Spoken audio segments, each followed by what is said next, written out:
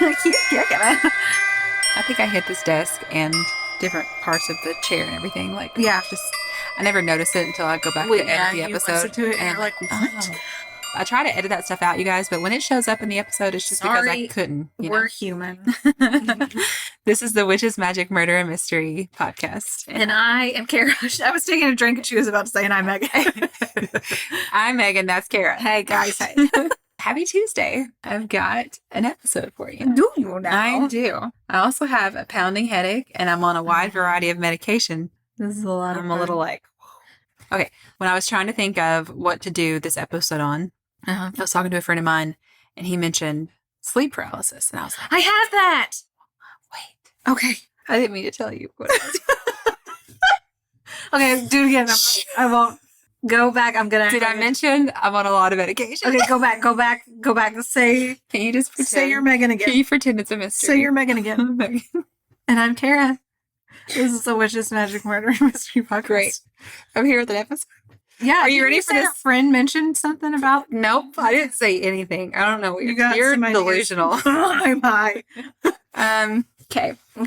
I'm just going to talk about something you have no idea what it's going to be. I've never experienced it ever before in my life. In a 2019 episode of an episode of NPR's podcast, Shortwave. I do love NPR. I do too. And they've got so many good ones. Oh my gosh, yes. Josh Smith recounts something that happened to him when he was 16. Mm-hmm. He'd had sex with his girlfriend that night. And he was stressed about it. Oh. He was raised in the Christian faith, and he worried that he would go to hell for having sex before marriage. So he got really preoccupied with it. He really did. Yeah. Jesus smote him. We've all been there. This stress, on top of the normal stress of being 16, plus the fact that he thought his parents might get a divorce, they all combined to make one big stress ball, weighing this kid down. Yeah.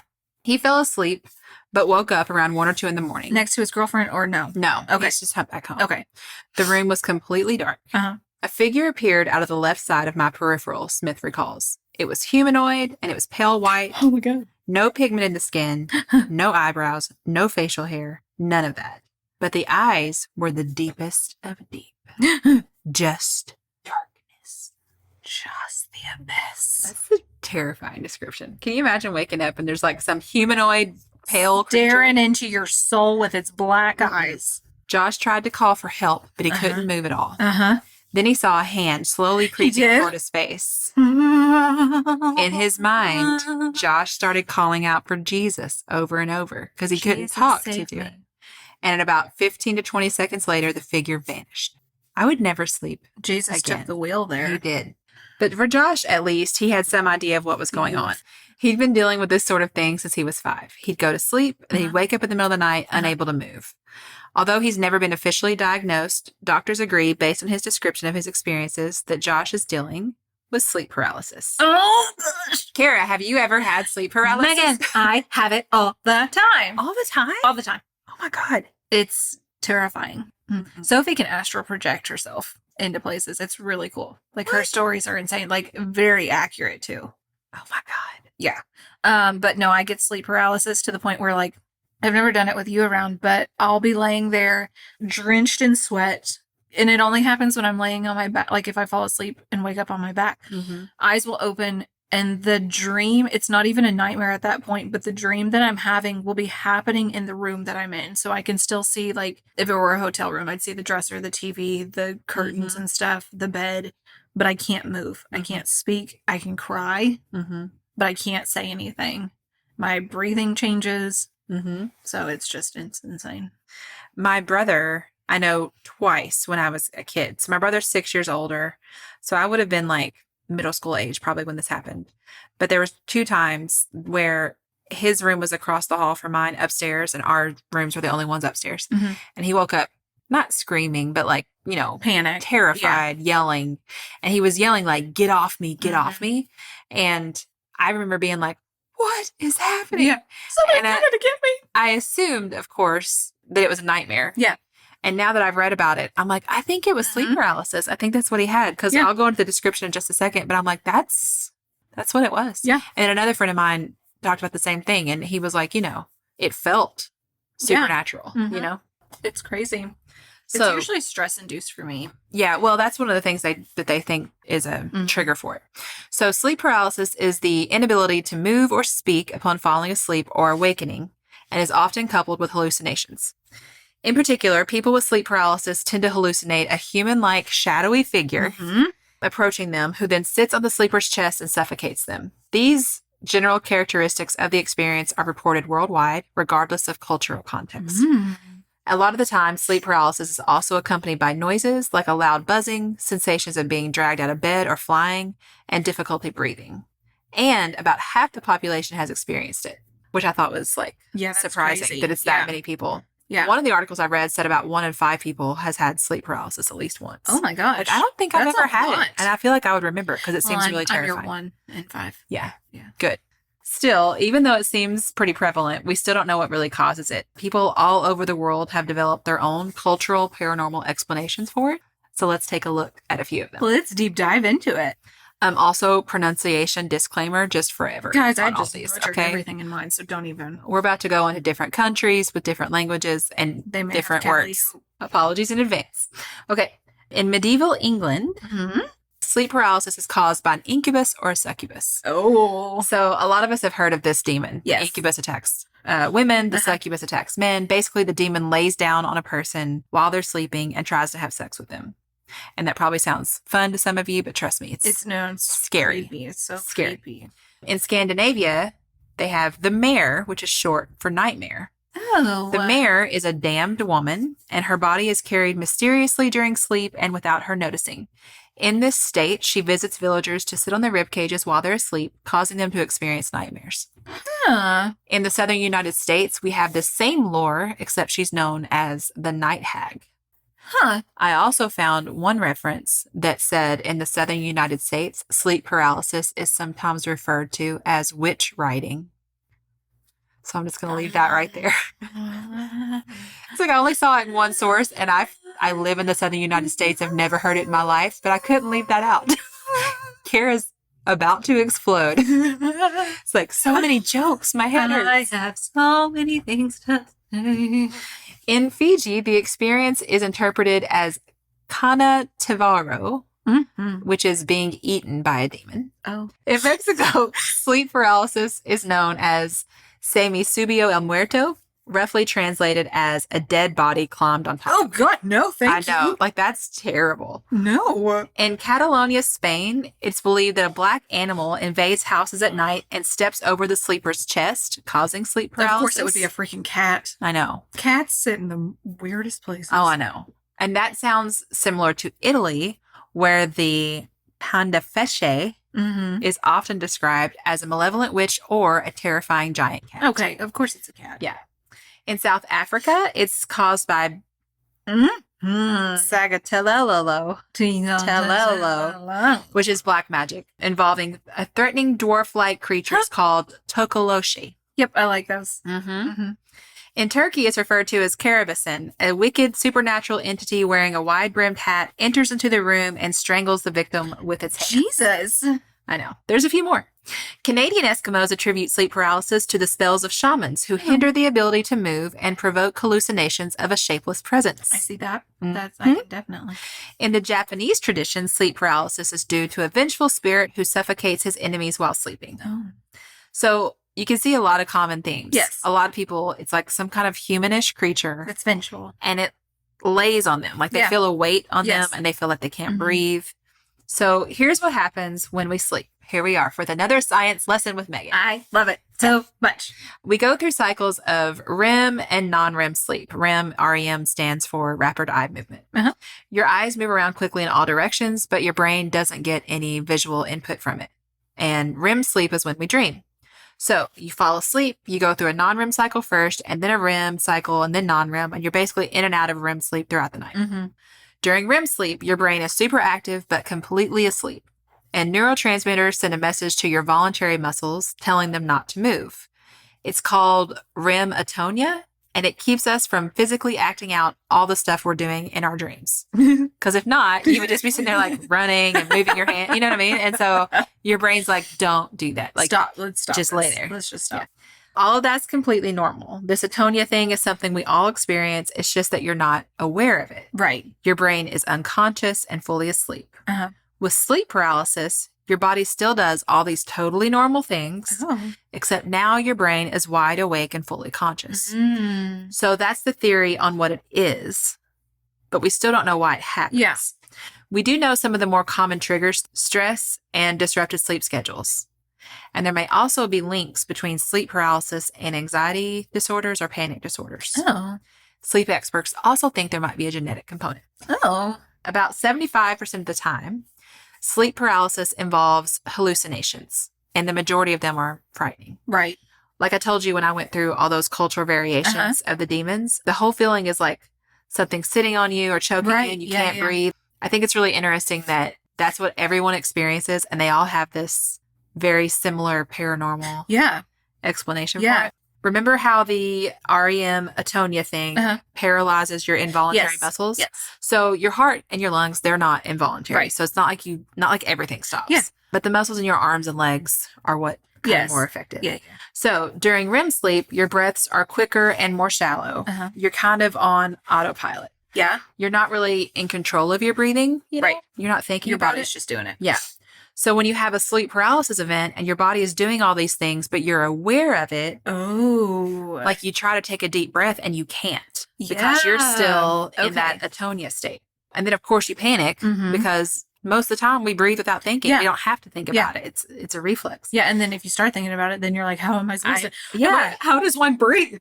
So then you panic and that makes you breathe harder and deeper and you can't. And so it just kind of compounds itself, you know, and makes it even scarier. It's just scary to not be able to control your body the way you're terrifying. used to. So it's very easy in that situation to come up with a demonic reason for what you're dealing with. Of course. Yeah. In fact, sleep paralysis hallucinations are Frequently? They are frequently. Frequently and influenced. They are frequently influenced by a person's culture. If you've grown up in a culture that believes a succubus comes to take your breath in the middle of the night, then you're going to keep thinking that. Obviously, if it happens to you, you're going to be like, this is it. The succubus is here. Take my breath away. I think this is interesting. Some researchers even think that some alien abductions are actually episodes of sleep paralysis. Because if you think about it, if you're a Megan, we already think that I've been abducted by aliens. This just confirms it. And we know that you've had sleep paralysis. But yeah, it's like if you are a person who super believes in aliens and then you have a sleep paralysis event, it's going to be real easy if you're seeing these shadowy figures for you to be like, oh, it's aliens. Because that's the context you have in your brain for what it could be. Yeah. One of the articles I read was called Sleep Paralysis and the Monsters in Your Mind. And they did a study about how cultural beliefs impact sleep paralysis. And I loved this because I'm a huge nerd. So let's keep learning. Let's dive into it. So in the study, they looked at a bunch of different cultures, but we're going to focus on two of them. Okay. In Egypt, sleep paralysis is thought to be caused by a jinn or genie, a supernatural creature that terrorizes and sometimes kills its victims. Oh.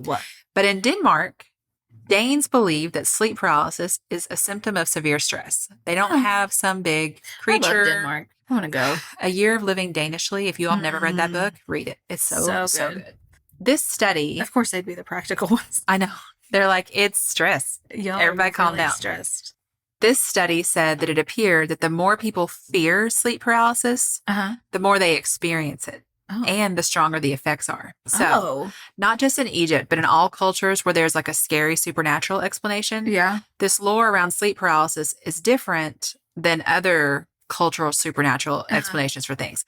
I mean, a long time ago, before we kind of had all the scientific knowledge that we have now and just all the knowledge period that we have now. Yeah. When something would happen, we'd be like, oh, well, that's something magical happening, or you know what I mean? Like the sun coming up is not the sun coming up. It's some magical event. So it makes sense that we would come up with those kind of explanations. Right. And that's generally not a big deal because we learn and we replace it. But with sleep paralysis, for people who think there's a creature behind it or black magic or something, it feels inescapable. Yeah. It goes from being just, oh, it's a brain glitch, my REM sleep is being weird, to a chronic and potentially fatal condition. Oh. So here's a quote from that article with the study. Once sleep paralysis occurs, it is subsequently interpreted through the lens of fear, leading to more anxiety and unwanted awakenings and effectively more sleep paralysis. This vicious cycle, which I call the panic hallucination model, continues to feed into itself until sleep paralysis becomes chronic, prolonged, and worse yet, potentially psychopathological. The disorder itself has been transformed by the things people believe about it. Being so afraid of it makes it scarier when it happens. Yeah. And then that gives you anxiety and stress about it happening it's again. Gonna happen because you're so stressed and anxious. Because stress triggers it. So those who dread it are more likely to experience it, which is awful. Yeah. And then on the whole, sleep paralysis is almost twice as common in Egypt in comparison to Denmark. And the explanation from this study would be because in Egypt, they're afraid of it more. Oh. Here's one last thing. Remember how I said that they think there might be some kind of link between social anxiety and panic disorder and sleep paralysis? So that study found that Egyptians who experienced sleep paralysis had more trauma and anxiety than those who'd never had sleep paralysis. And in another study by the same researchers, they looked at people in Abruzzo, which is a region of southern Italy, and they found that the fear during sleep paralysis and the fear of dying from it was linked to trauma and depression symptoms. So when I read that, I was like, oh, so like, it's not necessarily that if you have a stress disorder, you're going to have sleep paralysis. Right. It could be that because you have sleep paralysis, you develop a stress disorder. Yeah. It could go either way. I think the first time I read that, I thought, oh, so having a panic disorder or anxiety problem makes me more susceptible to it, but that's not necessarily. No. So, which one came first, the chicken or the egg? Okay. So now that we've learned all about this, I know the kinds of things lurking in my brain. So it's like, even though I have this understanding of it, I don't want to experience it. Right, exactly. So if you're like me and you want to avoid sleep paralysis, there's one article that gave a few suggestions. Don't nap. Get as much sleep as you can in your so you're getting one sleep a day. Okay. Because they think that being sleep deprived makes it like you fall asleep quicker. Yes. And that seems to be a problem. Yeah. And then don't sleep on your back. And you mentioned that too. Yeah. Which I exclusively sleep on my back pretty much. So it's like, I mean, sometimes I'll turn on my side, but for the most part, that's where I'm most comfortable. If you encounter someone who experiences sleep paralysis, comfort them, explain what you've learned about what it actually is. So it isn't maybe as scary if it happens again. And also, usually for people, it only happens once or very rarely. So the fact that you've had it regularly is, you know. Yeah. If it does happen regularly, you should maybe see a sleep specialist, Kara. Perfect. They can diagnose it by often looking at personal and family health history, and you don't necessarily have to do a sleep study. And then specialists can also refer the person to someone who can help identify the triggers of their sleep paralysis, which you already seem to know yours was stress, in an effort to stop it. Wow. So that's all. You know what? I have not had an episode since I started taking ADHD meds. That's interesting. Yeah. I wonder if you're sleeping better. I bet I am, because I'm able to fall asleep easier, not quicker, but easier. My mind isn't constantly racing with all the what ifs, what do I need to do this week type stuff. I fall asleep. Oh, Megan can fall asleep within seconds. I mean, in the middle of a sentence. Yeah. Oh, yeah. My mom makes that joke really a lot, but it's true. With her to just like creepily watch her fall asleep. I'm out. It's kind of amazing. I love it. I just fall asleep real quick. I won't just stay lay asleep. there watching you sleep. It's fine. That's what friends do. That's what friends are for. No, I'm just like scrolling through TikTok, sending you things until I fall asleep. Yeah.